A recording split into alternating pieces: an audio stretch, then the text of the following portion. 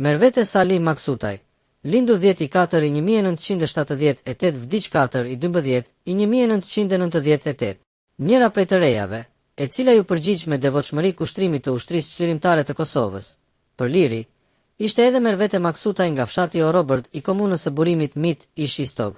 Mervetja ka lindur më 10 prill të vitit 1978, në një familje me bujari tradicionale. Ajo ishte rritur me rëfimet për trimërit e Bardhi Sufit, Salih Hoxhës e të trimave të tjerë nga të parët e saj. Edukatorja e parë e saj, e cila e kishte mbajtur gjithmonë të zgjuar kurreshtin e vajzës së re, për luftrat e vazhdueshme shqiptaro-serbe, kishte qenë gjyshja e Mervetes. Ajo i kishte shpjeguar asaj për luftimet e burrave të familjes së saj e të trevës së Pogurit në trevën e Novi Pazarit, gjatë kohës së luftës së dytë botërore. Shkollën fillore, Mervetja e kreu në banjë të burimit. Në kohën kur ajo e kreu këtë fazë të shkollimit, pushtuesi serbe kishte ndaluar funksionimin legal të shkollës shqipe. Prandaj shkollën e mesme e mbaroi në fshatin Vrell, në një shtëpi shkollë. Edhe në këto kushte mësimi, Mervetja ishte dalluar si nxënëse e sjellshme dhe punëtore. Në shtator të vitit 1991, Mervetes dhe familjes së saj i erdhi një goditje e rëndë nga pushtuesi. Radhëve të rinjve shqiptar, që atë kohë likuidoheshin në armatën jugoslave, ju shtua edhe vëllai i madh i Mervetes, Enveri. Ai ishte detyruar të shkojë në shërbim të kësaj armate, në qytetin kroat, Gjakovo. Kjo ngjarje e kishte tronditur pa mas shpirtin e ri të Mervetes, por njëkohësisht edhe e kishte ndërgjegjësuar për faktin e pakuptimësisë së jetës nën robërinë serbe. Në këtë kohë, urrejtja e saj ndaj pushtuesit kishte arritur kulmin. Prandaj para arkivolit të vëllait, kishte premtuar se do t'ja merrte hakun. Si vajzë e rritur dhe edukuar në frymën e ndjenjave kryengritëse e adetare, Mervetja ishte pjekur para kohe. Gjatë shkollimit të mesëm, ajo ishte mjaft aktive në krijimin e një rrethi shokësh e shoqësh me preokupime më të gjera se sa ato të mësimit. Një përjetim i veçantë gëzimi për të ishte njoftimet për aksionet e armatosurat njësiteve të Učkës kundër policisë serbe, të cilat në gjysmën e dytë të viteve 90 u bën gjithnjë më të shpeshta. Këto aksione, te Mervetja kishin forcuar bindjen se së shpejti do të vinte koha për të marrë hakun, jo vetëm të vëllait të vet e të qindra të rinjve të tjerë shqiptar, por edhe për vetë Kosovën, e cila po vuante në robërinë shekullore serbe.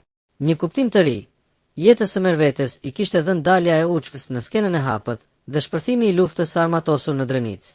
Epopeja e komandantit legjendar Adem Jashari dhe familjeve Jashari në Prekaz, në mars të vitit 1998, e kishte bërë edhe më të papërmbajtur shpirtin kryengritës të vajzës trupatlete, Mervete Maksutaj. Tashmë çdo ditë e saj ishte e gjatë derisa të vinte momenti, kur edhe ajo të radhitej në radhët e ushtrisë, që do t'ia kthente Kosovës dinjitetin dhe krenarinë e përdosur.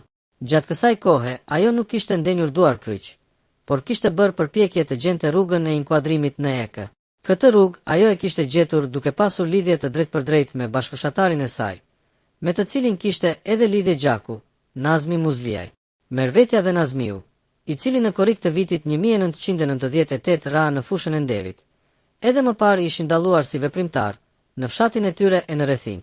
Duke pasur lidhje me Učkën, në ver të vitit 1998, Mervetja shkon në fshatin Glogjan, i cili ishte bërë bazë e fuqishme e Učkës.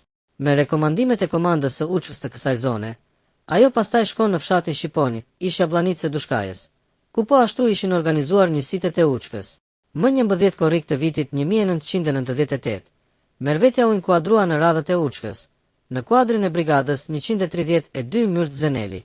Në betejë që zhvilloi kjo brigadë, gjatë verës dhe vjeshtës së vitit 1998, Mervetja u shua për trimëri dhe shkathësi të rrallë. Ajo mori pjesë në aksione sulmi mbi policinë serbe në shumë vende të rrafshit të Dukagjinit, si në Broliq, Çallapek, Bellacerk, Jablanicë e Gjakovës e të tjera. Në sulmin e organizuar mbi postbllokun policor në fshatin Çallapek, më 15 shtator të vitit 1998, e cila datë shënonte edhe për vjetorin e rënies së të vëllait, Mervetja kishte qenë në krye të njësitit. Në vjesht të vitit 1998, komanda e zonës operative të Dukagjinit kishte orientuar përpjekjet e saj për shtrirjen e organizimit të njësiteve të Učkës, edhe në pjesën verilindore të rrafshit të Dukagjinit, përkatësisht në disa pjesë të territorit të komunës së burimit e të Klinës. Mervetja ishte angazhuar drejt për drejt rreth këtij organizimi, i cili rezultoi me formimin e brigadës 133 Adrian Krasniqi. Pas formimit të brigadës 133 Adrian Krasniqi, Mervetja aktivitetin e saj ushtarak e zhvilloi kryesisht në zonën e veprimit të kësaj brigade. Ajo kreu shumë aksione kundër forcave pushtuese, tashmë si një ushtare e ryer në betejë. Më 4 dhjetor të vitit 1998, Mervetja kishte marrë përsipër edhe misionin për lirimin nga duart e armikut të disa bashkëluftëtarëve të saj, të cilët, pas plagosjes në betejë me trupat serbe, kohë më parë, ishin kapur nga këta trupa dhe ishin dërguar në spitalin e përgjithshëm të Pejës, ku po mbaheshin në mbikëqyrje policore. Në mesin e këtyre bashkëluftëtarëve ishin Afërdit Zekaj, Naim Lushaj e të tjerë. Më parë, Mervetja e kishte përgatitur terrenin për lirimin e këtyre bashkëluftëtarëve, duke i njoftuar ata për planin, në mënyrë që të qëndronin në gjendje gatishmërie. Atë ditë dimri, Mervetja ngjesh armët, bombe revole dhe niset në aksion. Si stërmbesë e vërtet e shotës, pa ju trembur syri fare, ajo sulmon rojen policore në hyrjen kryesore të spitalit të përgjithshëm të Pejës.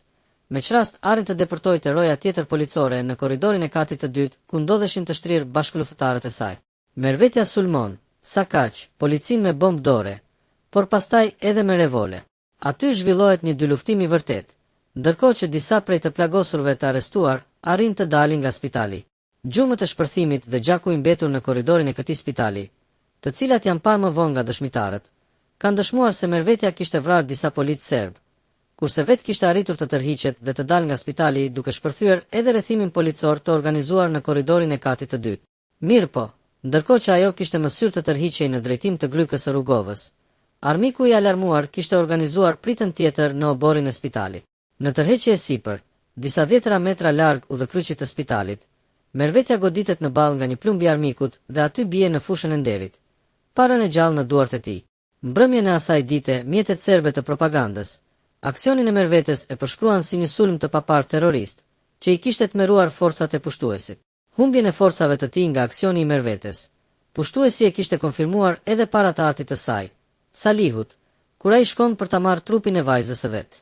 Ai dërgohet në shërbimin e sigurimit serb në Pej, ku personi përgjegjës i këtij shërbimi e kërcënon se do t'ia vrasin tërë familjen në shenjë hakmarrjeje për vrasjen e policëve nga Mervetja.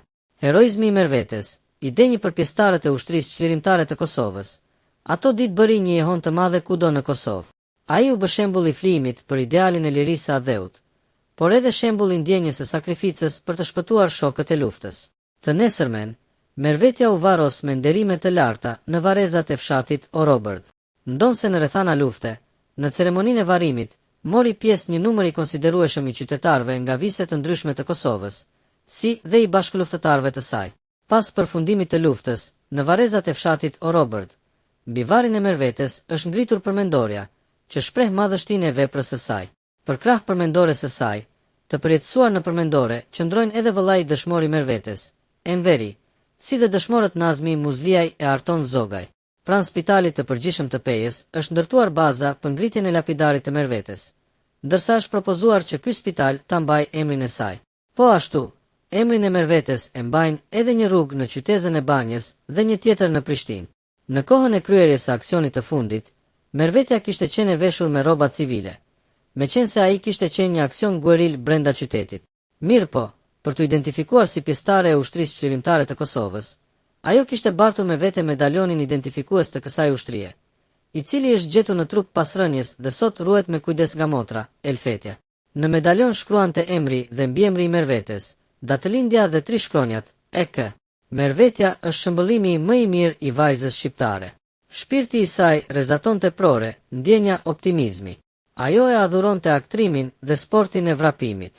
Ajo, bashkë me Nazmi Muzliajn, kishte qenë antare e grupit dramatik Luiq Gurakuqi të fshatit. Nga këto 2 pasione, Mervetja kalitej shpirtërisht dhe fizikisht në shërbim të çështjes së adheut.